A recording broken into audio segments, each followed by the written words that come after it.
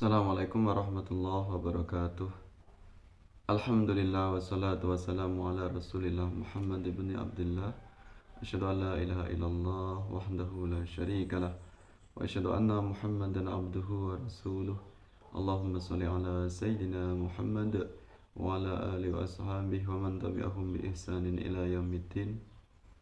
Pemirsa yang dirahmati Allah Subhanahu wa taala, mudah-mudahan Anda semuanya senantiasa diberikan kesehatan.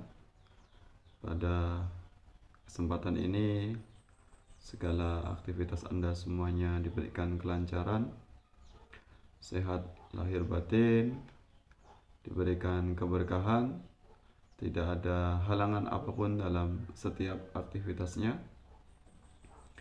Terima kasih Anda semuanya masih berkenan untuk menyimak kajian apa yang saya sampaikan. Terima kasih sudah mendukung channel ini.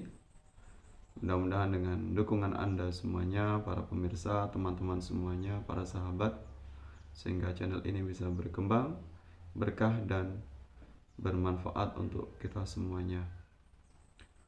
Terima kasih yang sudah mensubscribe.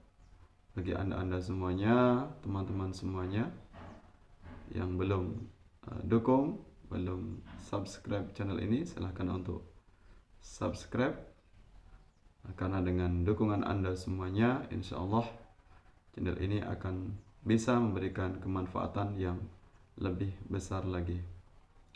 Pemirsa, teman-teman semuanya yang dicintai Allah, pada video kali ini saya akan memaparkan tentang definisi Al-Quran atau pengertian Al-Quran menurut beberapa ulama. Ya, pengertian Al-Quran atau definisi Al-Quran ini kita bagi dalam dua kelompok. Kelompok yang pertama adalah pengertian Al-Quran secara bahasa atau secara etimologi atau secara lugawi. Ya, pengertian Al-Quran secara bahasa ini dipaparkan oleh beberapa ulama. Di antaranya yang pertama adalah ulama yang bernama Al-Lihyani. Ulama Al-Lihyani mengungkapkan bahwasanya kata Al-Quran itu secara bahasa atau secara lugawi berasal dari kata qara'a yaqra'u qur'anan, yang artinya adalah bacaan. Kemudian yang kedua, pengertian Al-Quran secara bahasa menurut Al-Asy'ari. Imam Al-Asy'ari mengungkapkan bahwasanya Al-Quran secara bahasa itu berasal dari kata qarona. Ya, qarona itu berarti adalah menggabungkan satu dengan yang lain. Ini mengindikasikan bahwasanya Al-Quran satu ayat dengan ayat-ayat yang lain atau satu surat dengan satu surat yang lain adalah gabungan atau diibaratkan sebagai sebuah bangunan besar yang saling melengkapi, saling menghubungkan satu dengan yang lainnya, saling menafsirkan antara bagian satu dengan bagian yang lainnya, satu surat dengan satu surat yang lain, atau ayat dengan ayat yang lainnya. Kemudian yang ketiga adalah menurut Al-Farra. Ya, beliau mengungkapkan bahwasanya Al-Quran adalah berasal dari kata qara'inun.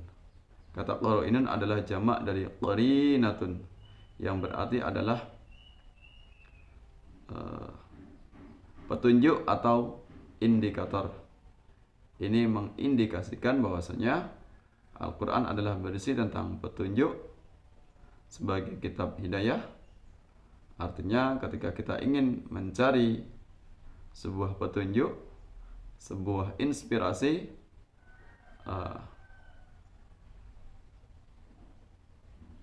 alangkah lebih baiknya atau lebih tepatnya itu kita mengkaji atau mencari inspirasi yang bersumber dari Al-Quran, karena Al-Quran adalah berisi tentang indikator atau petunjuk bagaimana kita menjalani kehidupan kita, bagaimana agar kita bisa selamat memperoleh kebahagiaan yang hakiki, kebahagiaan dunia dan akhirat. Kemudian berikutnya adalah ulama yang keempat tentang pengertian Al-Quran secara bahasa, yaitu ulama yang bernama Az-Zujaj. Ya, beliau mengungkapkan bahwasanya Al-Quran itu terambil kata Al-Qar'u. Ya, Al-Qar'u ini adalah maknanya Al-Jam'u, yang artinya adalah kumpulan. Ini menunjukkan bahwasanya Al-Quran adalah berisi tentang kumpulan surat, kumpulan ayat, kumpulan kalimat, kumpulan berbagai macam kisah-kisah, kumpulan berbagai macam sejarah, kumpulan berbagai macam hukum-hukum dan sebagainya. Karena Al-Quran berisi tentang berbagai macam hal yang kompleks, yang lengkap, sesuai dengan petunjuk atau sesuai dengan pedoman bagi manusia. Kemudian ulama yang berikutnya, ulama yang kelima, menurut ulama Asy-Syafi'i atau Imam Syafi'i menyatakan bahwasanya Al-Quran itu tidak terambil dari kata yang lain. Al-Quran itu bukan kata bentukan, bukan isim mustaq, bukan isim istiqaq, namun menurut beliau adalah Al-Quran merupakan isim alam. Ini menandakan bahwasanya kata Al-Quran memang sudah sejak dari awal, atau Allah menamakan kitab Al-Quran ini dengan nama Al-Quran. Artinya bukan kata bentukan atau kata yang terambil dari kata yang lain. Menunjukkan bahwasanya kata Al-Quran atau kitab suci Al-Quran itu adalah nama sebagaimana nama kitab-kitab suci yang Allah turunkan, kitab suci sebelumnya, seperti kitab Zabur, kitab Taurat, kitab Injil dan sebagainya. Nah, itu tadi bagian pertama tentang pengertian Al-Quran secara lughawi atau secara bahasa. Kemudian selanjutnya pengertian Al-Quran secara istilah atau istilahi atau bahasa ilmiahnya adalah pengertian Al-Quran secara terminologi, yang berarti pengertian Al-Quran secara istilah. Ini diungkapkan beberapa ulama, ya. Di antaranya yang pertama adalah ulama yang bernama Syekh Muhammad Khudari Bik.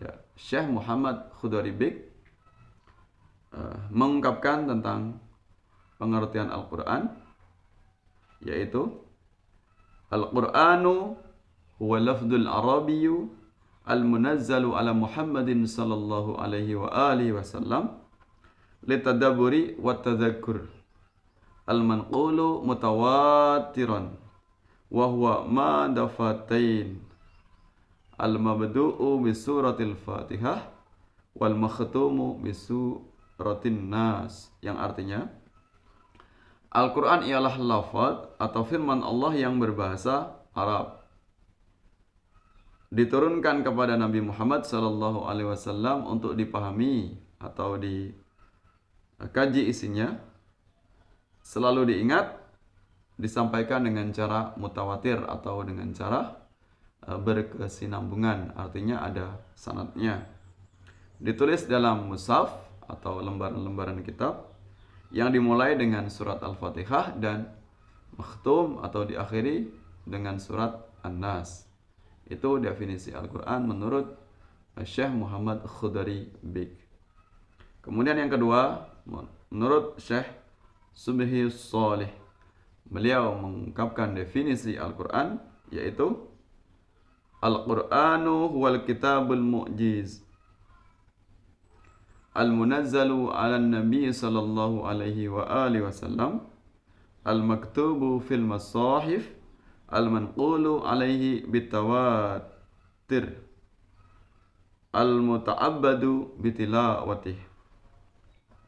Yang artinya bahwasanya Al-Quran adalah kitab Allah yang mengandung mukjizat, diturunkan kepada Nabi kita Nabi Muhammad sallallahu alaihi wasallam, ditulis dalam mushaf, disampaikan secara mutawatir dan bernilai ibadah dalam membacanya.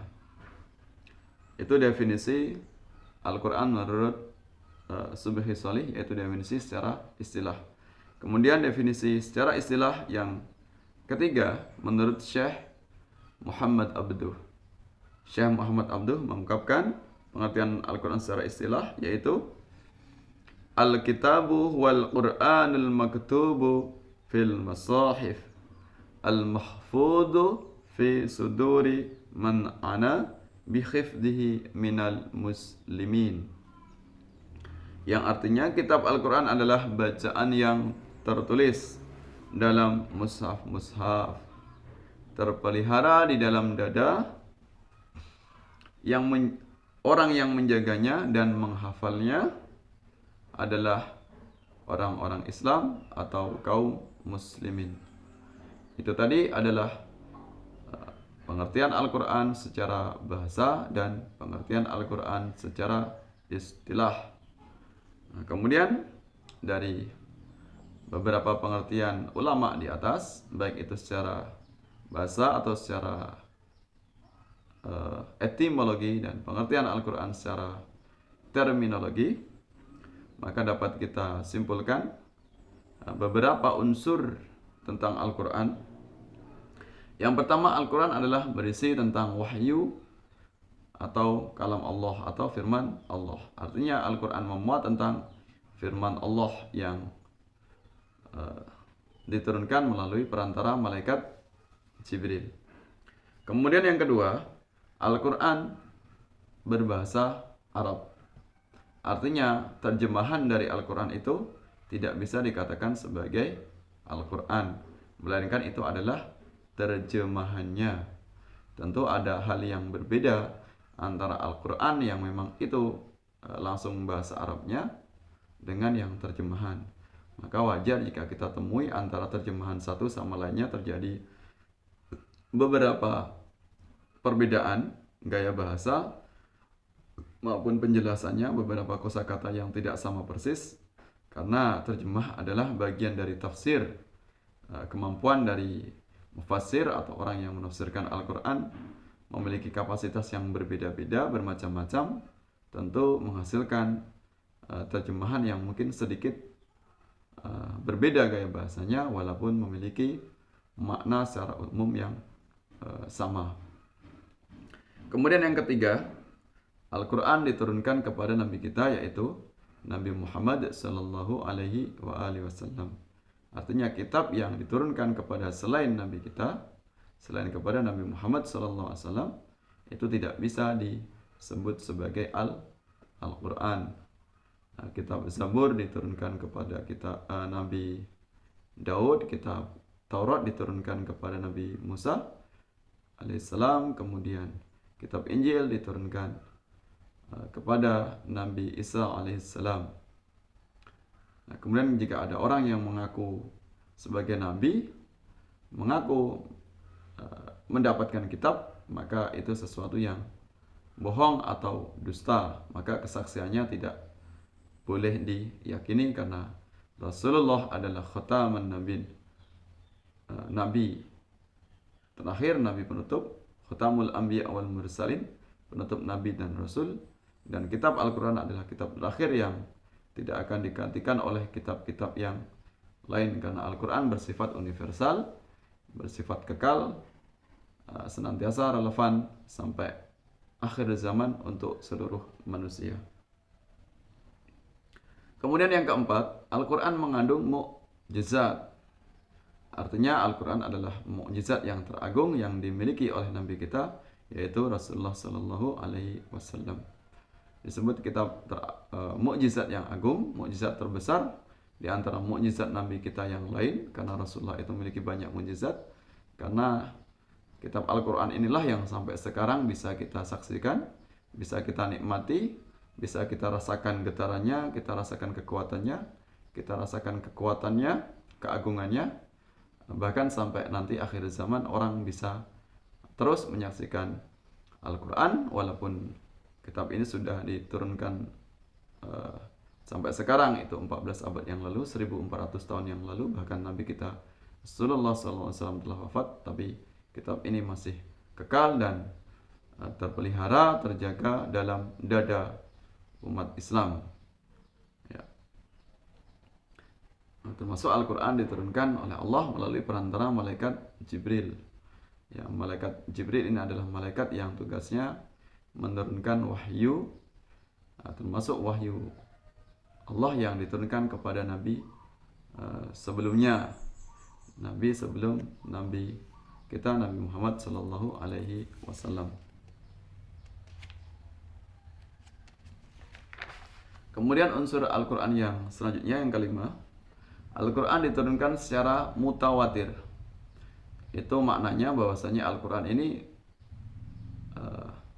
kata-katanya atau ayatnya itu bukan karangan ulama, bukan karangan tabi'in atau tabi'ut tabi'in, atau bukan karangan para sahabat, tapi ini punya sanad, punya riwayat, punya jalur rantai periwayatan yang sampai kepada kita. Itu ada silsilahnya yang tidak terputus. Jadi bahwasanya Al-Quran ini memang ketika diturunkan ya seperti itu ya, bunyinya, jumlah ayatnya di masa Rasulullah sama persis, tidak mengalami tahrif, tidak mengalami distorsi, tidak mengalami perubahan ketika diturunkan sampai sekarang. Artinya siapa yang memalsukan pasti akan ketahuan. Itu menunjukkan bahasanya Al-Quran memiliki sanad, memiliki periwayatan atau bersifat mutawatirah, berkesinambungan dari Allah, disampaikan kepada malaikat Jibril, kepada Rasulullah, sahabat, tabi'in, tabi'ut tabi'in, para ulama, dan sampai kepada kita, sampai ulama akhir zaman yang sekarang ini. Kemudian yang keenam, Al-Quran adalah kalam Allah yang mulia. Siapa saja yang membacanya, baik itu yang lancar, yang fasih, yang terbata-bata, akan mendapatkan pahala. Karena membaca Al-Quran adalah bernilai ibadah. Bahkan satu huruf membaca Al-Quran itu mendapatkan 10 kebaikan atau 10 pahala. Alif, Lam, Mim itu 3 huruf. Berarti kita baru membaca Alif, Lam, Mim saja itu sudah mendapatkan 30 kebaikan. Apalagi kalau kita membaca banyak ayatnya, membaca banyak surat, bahkan 1 juz, 2 juz, bahkan bisa khatam sampai 30 juz, bahkan bisa khatam setiap bulannya, bahkan bisa khatam setiap harinya misalnya, bahkan bisa menghafalkannya. Itu tentu sebuah anugerah atau sebuah keagungan, kemuliaan di sisi Allah Subhanahu wa taala. Marilah kita raih keagungan, kemuliaan dengan kita rajin membaca Al-Quran, kemudian mentadabburinya, merenunginya, meresapinya, mengamalkan dalam praktek keseharian kita. Maka semakin kita dekat dengan Al-Quran, maka kita semakin dekat pula kepada Allah. Semakin kita memuliakan Al-Quran, maka semakin mulia kita di sisi Allah Subhanahu wa ta'ala.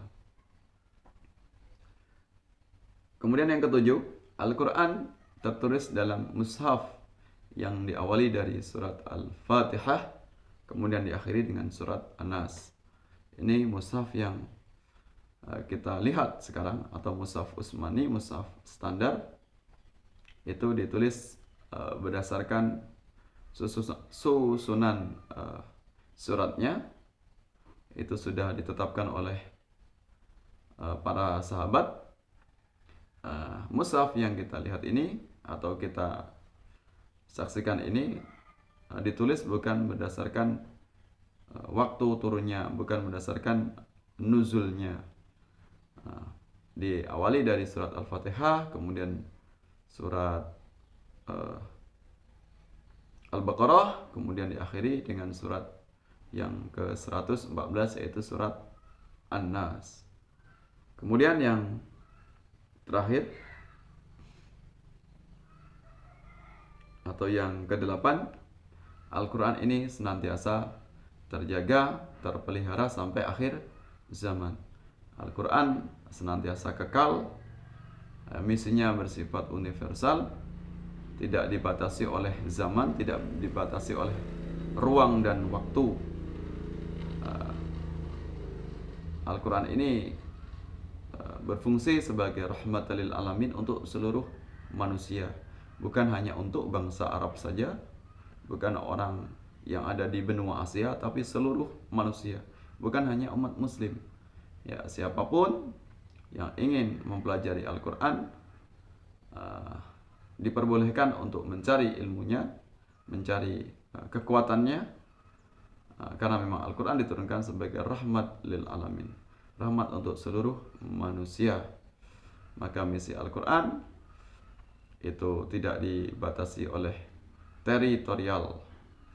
Maka tugas kita bersama selaku umat Islam, bagaimana kita memakmurkan, mensiarkan ajaran-ajaran Al-Quran ke seluruh penjuru dunia, agar nilai-nilai yang terkandung di dalam Al-Quran bisa kita imani, kemudian kita jadikan pedoman bagi kita, pedoman hidup, dan kita praktekkan dalam keseharian kita.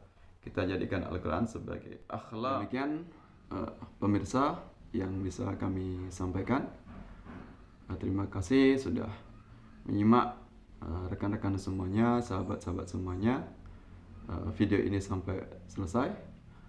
Jika banyak kekhilafan, kesalahan dan kekurangannya dari kami, itu semata-mata karena kebodohan kami, keterbatasan ilmu yang kami miliki. Jika ada hal yang positif, ada hal yang bermanfaat, itu semata-mata bersumber dari Allah Subhanahu wa Ta'ala. Sampai bertemu dalam video atau kesempatan yang lain.